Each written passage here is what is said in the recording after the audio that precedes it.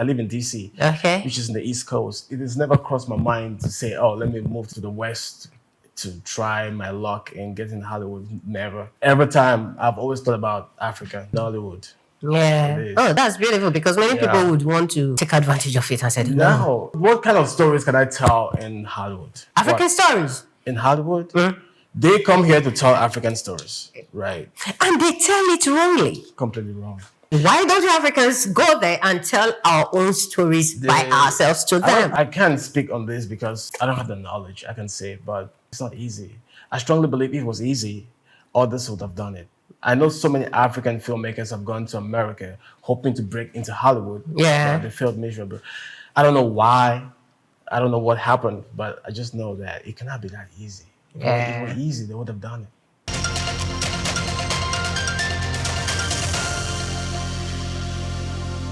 It is stories crossing oceans. It is language turning into music the world sings.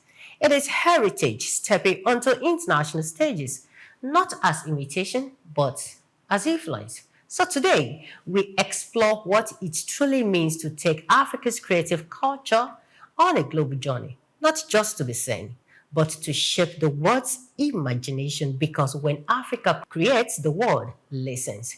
So we are going to talk to someone very, very, very important in today's episode of Just Africa. So this episode of Just Africa focuses on taking Africa's creative culture on a global journey. Africa's creative talent is thriving, but taking it to the global stage requires vision, skill, and persistence. Frank, a multi-talented actor, director, producer, and model, embodies this journey.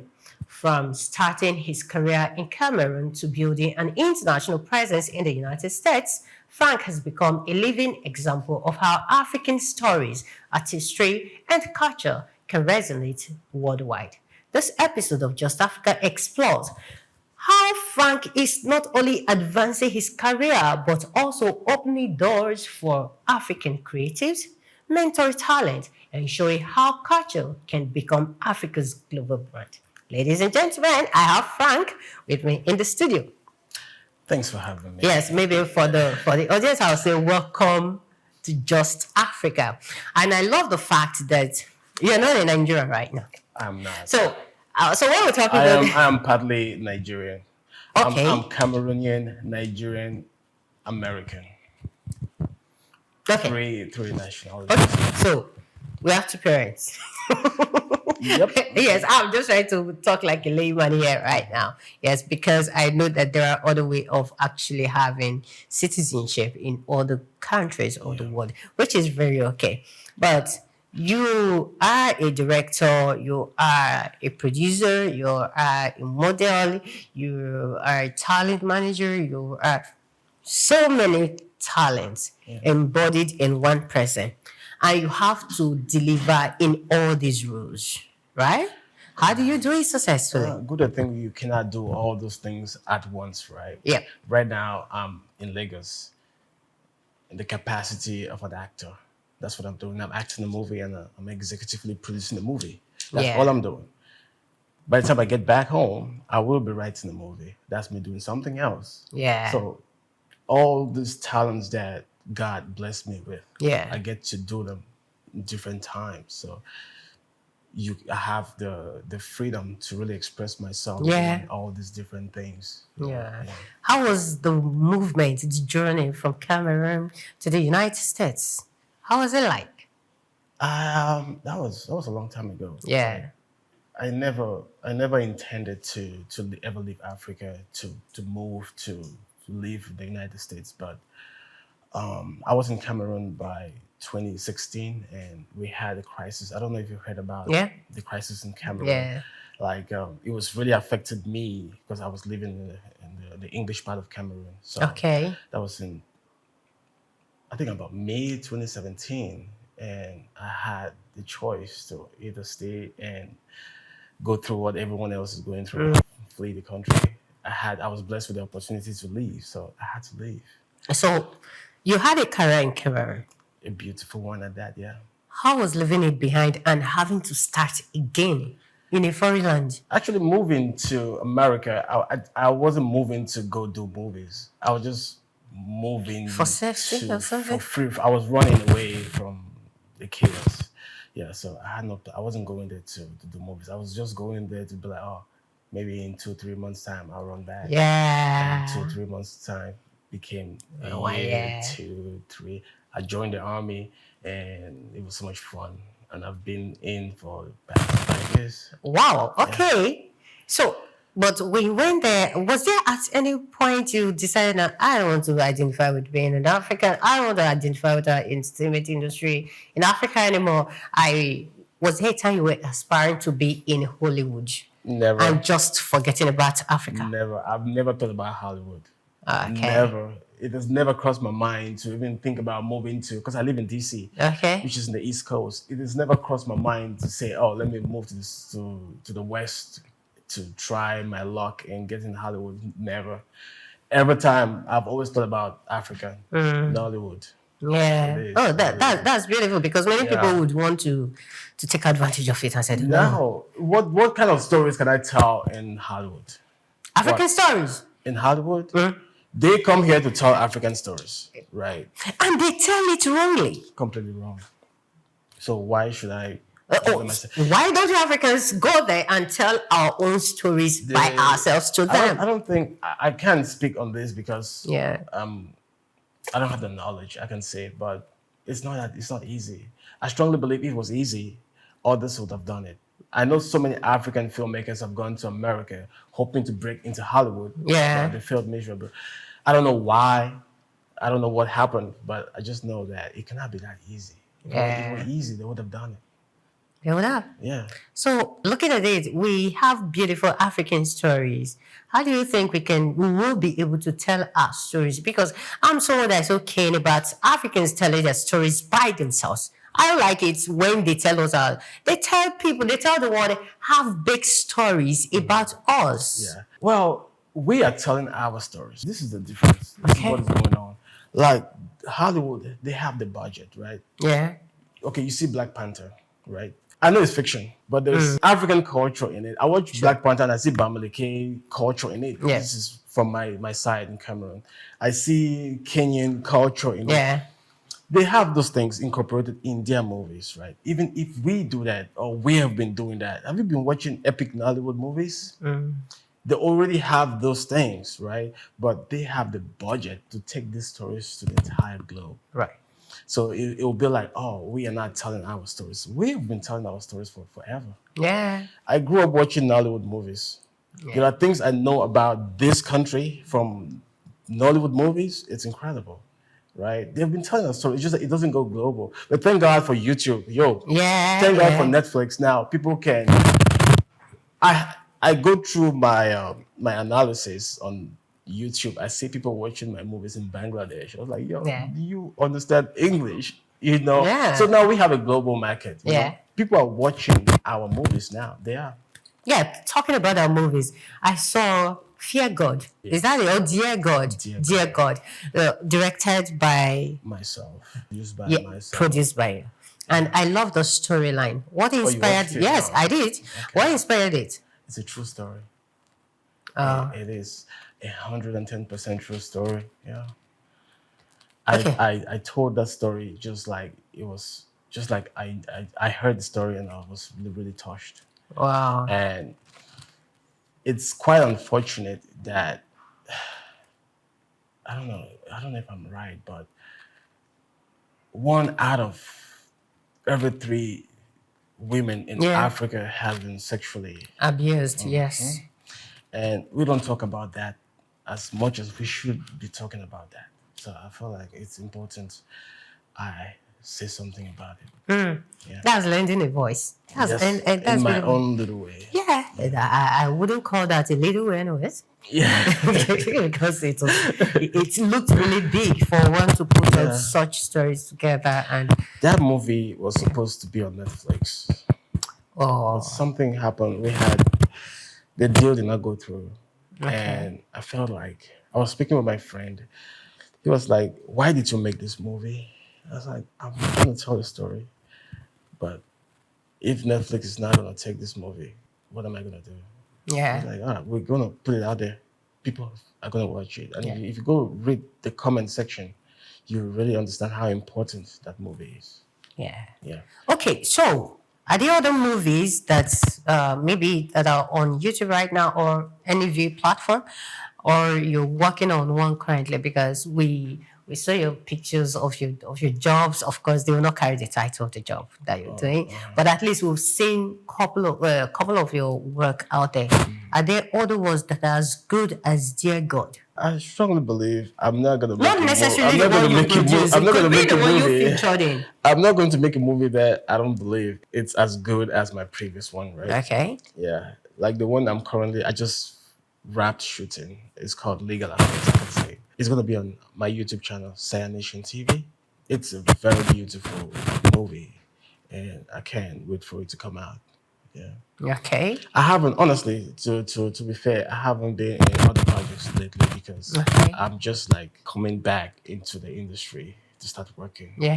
This is I feel like I'm a novice. I feel like this is my day one. Like coming to Nollywood now, it feels like, all right, I want to start a new career. Meanwhile, I've been in this game for more than 15 years. Oh yeah. That's a long time. It's been a minute. Yeah. It's been a minute. So you took a break? Yeah. Why? Life happened. Yeah, I know that. I actually understand. Life happened. I truly understand that. So, looking at the way we tell our stories, do you think we are telling sellable stories? Stories about Africa right now. Do you think the stories we are giving out, producing, the movies we are producing, are sellable to other parts of the world? The thing is, as a filmmaker, myself, as a creative, I don't really stress on the market that much. I want to create something that's beautiful. I want to tell a story, something I want to watch, something I feel like the world is going to resonate with, right? Whether it's sellable or not, most often as a director, it's none of my business, right? Okay. There is a way to tell a story, make it entertaining. As long as it's entertaining, it will sell. There are stories that they're not entertaining. They're not good. Like Dear God, if you watch Dear God, it's really not entertaining. It's so sad. It's a sad, sad story, but it's authentic. It comes from, it's the truth. You tell it, people will watch it. Yeah. And I tell you, if you put that movie in the cinema, we won't make money. Thank God we have social media, we have viewing platforms, movie platforms now that you can export our culture through storytelling. Yeah, because there are stories that has to be told. You cannot worry about, can you make money out of it? Can you sell it? Yeah. Okay. But because I believe that our stories need to be told in such a way that the rest of the world will start believing in us, and we should be able to make money from our stories. So if we are producing movies and not consider the financial part of it, or we are not prioritizing the financial aspect of it, do you think we are doing ourselves good or more harm? We, like, as a film producer, that's your priority, to make money for your execs, right? And telling stories, because we are bound to watch our own films. We watch our own films and we make money. We do. You just have to make the movies entertaining. I'm speaking as a creative. So many people are going to disagree with me. Yeah. But as a creative, I don't sit on my desk and worry about making money. I know it's crazy to hear. Yeah. But honestly, I don't sit when I'm writing a movie and I'm creating. I don't think about the money part of it that much. I just love doing it. Okay. Yes. I see how you're looking at me. Yes, I'm looking at it because I know that there is a unique way we Africans tell our stories. Yes. Generally. Our stories must have morals in it. It will be entertaining. Exactly. Sometimes the outside world think they don't do that. They don't care. They just want it to be boom, boom, boom, entertaining and box office, make money, right? Okay. But sometimes telling your story from your heart, people might not even understand it, but it's how you feel. Okay. You just have to tell it. They might not resonate with it, but it's your story. Yeah. You want the world to understand you. Yeah. Okay, so what are you currently working on? I just wrapped a movie called Legal Affairs. Legal Affairs. Legal Affairs. Okay. Yes, it's going to be on YouTube. Oh, that's your personal project? It's a personal project. I produced it with my friend.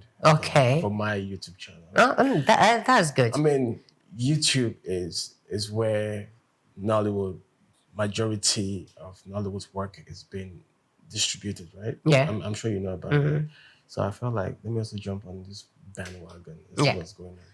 How would you compare Cameroon? What's the industry called there? The movie industry in Cameroon? You just call it the Cameroon film industry. Okay, Cameroon film industry. How would you compare it with Nollywood? The Cameroon film industry and Nollywood. Nollywood is more structured than the Cameroon film industry. I don't want to say anything bad about Cameroon, but Cameroon needs a lot of rearrangement in so many different sectors, especially in the film industry. Nollywood is like the third biggest film industry in the world, right? You cannot compare Nollywood and the Cameroon film industry. What do you think you need to be to do? Yes, but you specifically, what do you think they need to put in place for them we don't have the market. First of all, the number one thing in any economy, you cannot, if you don't have the demand for your product, you can sell, produce. Yeah. Right? So we don't have the market. The English part of Cameroon that I'm from, it's just 20% of Cameroon. Yeah. Okay. It's like you can't win. But these days we have subtitles, so it still doesn't work. We've tried everything. Like I said, I've been in the business for more than 15 years. Yeah. I started there. It just don't work. Even when Netflix came to Cameroon and bought a few movies of ours, and they took it to Netflix, they showed this. You know how Netflix works, right? If they broadcast your movie, if they stream your movie, they want to see improvement in that country. Like if Netflix is in Nigeria now and they're streaming Nigerian movies, they want Nigerians to subscribe. Yes. Nigerians have the population. Nigerians will subscribe. And Netflix will be like, oh, this is good business. I'll have to invest more in Nigeria because I am making money out of Nigeria. Cameroon was the other way around. When they bought I think like 4 of our movies and they streamed those movies and they didn't see anything. Most Cameroonians are using the logins of their brothers and sisters in America, Canada, Europe. So they were like, this is bad business. So they stopped buying movies from Cameroon. But I still believe that there could be other channels through which their movies or music. YouTube. We're all streaming on YouTube now. Okay. Yeah, but let me tell you something. If Nigerians don't watch Nollywood movies, people from Jamaica or Haiti or Canada won't watch it. Okay. The reason why they are watching it outside Nigeria is because Nigerians patronize their own stuff. Because they have the numbers. Yeah. But a country like Cameroon, we don't have the numbers. So if we cannot patronize our own stuff because naturally we don't have the numbers, how do we expect other people to run it? You're very correct there. Yeah, but when it comes to talent, I think as a Cameroonian, we are super talented. I'm not gonna lie. There's so many Nollywood producers, actors who left Nollywood and came to Cameroon to do movies. When I was really like deep in the business back in the day, I worked with Nadia, I worked with Bimbo has been to Cameroon, Effa has been to Cameroon, Kanayo has been to Cameroon several times, Nkema has been to Cameroon. So many Nigerian actors. Nancy Simi has been to Cameroon. Nigerians will disagree with you though. That they are more talented. No, that's not what I said. I didn't say that. I didn't say Cameroons are more talented. I just said we have talent. I didn't compare. Okay. These people have been to Cameroon and they say, oh, wow, I did not know how talented you guys are. All of these people. Jim Ike has been to Cameroon like 1,000 times. Ramson has been to Cameroon several times. If you call them now, they will come running because they see the talent. And there are people I can't even talk about right now because I'm not allowed to. I can't talk about their business. But they are planning to move to Cameroon to do shoot movies. Yeah, there's so much talent in Cameroon. Okay. I'm not going to compare. Cameroon is more talented than Nigeria. No. But as a Cameroonian, I have talent. I am multi-talented and I'm a Cameroonian. What does that tell you? No arguments. No, I am not arguing with you. I can't even. I'm sorry. I cannot even think like that. That is just me giving room for drama. Oh, yeah.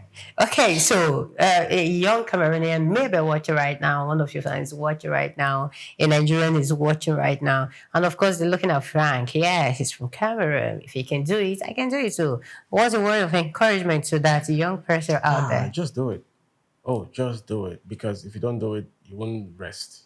You won't leave. Because I strongly believe there are two kinds of filmmakers, right? Those who learn how to do movies and those who were born with a passion. If you're one of those people who were born with a passion and you don't do it, you won't have peace. Yeah. So the earlier you just do it now, the better for you. And nowadays, we have so much. So every there's nothing you want to do that hasn't been done before. Okay. Just there are models everywhere. Just pick one and do exactly what they did. Yeah. It might take you longer than they did, but just that is so simple nowadays. Okay. Nowadays it's so easy to win because people are lazy. Yeah. People don't want to do it. They just want to sit and let everything come to them. But if you have the passion, you have the dream, just do it. Yeah. You have nothing to lose. If you don't win, you learn a lesson. Yeah. So that's it. Yes. If you don't win, you learn a lesson. This is me now in Lagos. Do you know how long I've been planning to come to Lagos? Don't try it. You've been planning for a very long time. Who is not afraid of Lagos? But Lagos is safe. I know, but there are things about Lagos. No, there are beautiful. There are beautiful things. There are beautiful things about Lagos, and there are things that we can talk about, but maybe not right now. Okay. Okay. So before I let you go, this is Just Africa, and just as I said at the beginning of the show, I love the fact that you're from Cameroon. I so much love it. So you said you're from the English-speaking part of Cameroon, but I believe there is a dialect. It's a dialect. That people speak outside English. We have over 3,000 different dialects in Cameroon. So which do you speak? Cameroon is called Africa in miniature. That means there's a little bit of Cameroon in every country in Africa. Okay. So Look which at you do now. you speak? You're dressed in Cameroon. You said something like that. You're from this is the Bamileke people from is it the West region? Bamileke, right? Bamileke, yes. Okay. If you watch Black Panther, you see this same fabric. Yeah. So there's a little bit of Cameroon everywhere you go. In Africa and in the world. So what do you speak? What I speak is called Ejagam. Ejagam. Ejagam. And the people of Cross River State. Ejagam. True. And our names, our culture, and everything, even how we look. Look at me. People think I'm from Cross River. No, people really think I'm Igbo. All right. Okay. Don't I look? Yes, you look it really. Yeah. So it's a border of Cameroon, Nigeria. So we're the same. So for us to go, Frank is going to speak Ejagam. I can't speak. You're going to speak it. I can't speak. I'm going to use it to tell people to keep watching Just Africa and CBS Television. I can't speak Ejagam. You can. Why? Okay. So embarrassing. Okay. All right.